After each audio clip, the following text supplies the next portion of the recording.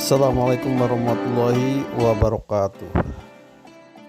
Setelah membahas konsep akal dalam tradisi Sunda, jadi sekarang kita perbandingkan dengan konsep akal sehat yang digaungkan oleh Bapak Roky Gerung.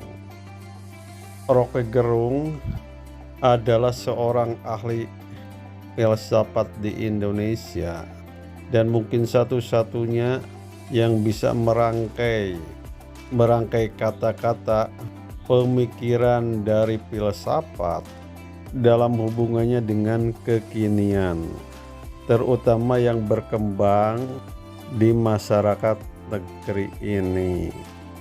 Dalam bidang filsafat ini, seolah dia berjalan sendirian di tengah masyarakat yang memang tidak mempunyai dasar dari konsep tradisi tentang akal, sehingga terjadi penentangan yang begitu hebatnya karena mayoritas dari bangsa ini secara tradisi tidak mempunyai konsep akal yang positif.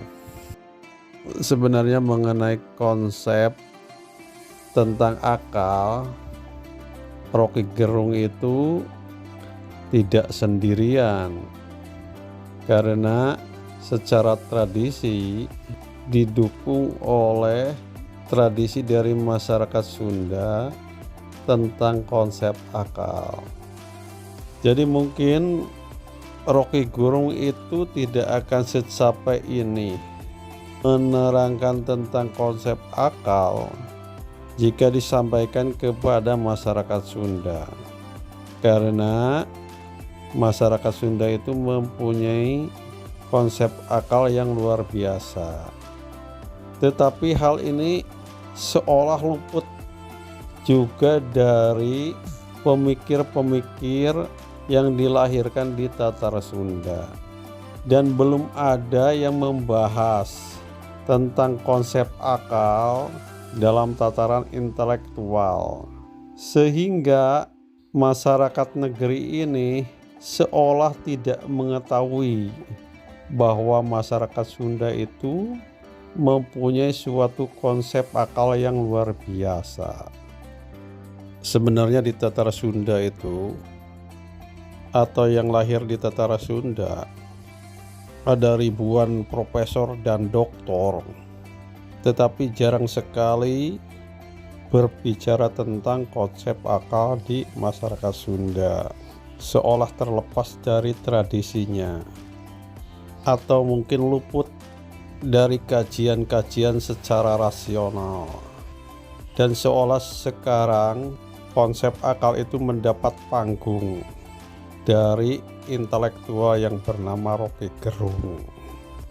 Dan hal ini sangat sejalan dengan pemikiran yang dikembangkan oleh para buhun atau nenek moyang Sunda sejak dulu. Tetapi hal ini kenapa para intelektual Sunda itu sendiri seolah tidak memperdulikannya. Jadi tidak semua pemikiran tradisi itu ketinggalan zaman. Mungkin hal ini terjadi pada daerah lain di mana pemikirannya sudah tidak sesuai dengan perkembangan zaman. Tetapi banyak intelektual dari kalangan Sunda justru mengikuti pemikiran yang demikian. Jadi seolah luput pemikir-pemikir Sunda, seolah tidak mengetahui dasar pemikirannya. Jadi setidaknya kita bersyukur dengan adanya Roky Gerung, peran akal itu mulai dibangkitkan lagi, dan seolah hal ini akan menyadarkan masyarakat Sunda bahwa justru dalam tradisinya nenek moyang Sunda atau kaum buhun itu telah membuat suatu paradigma yang luar biasa, bahwa jalma hirup ku akalna, atau manusia itu hidup dengan akalnya.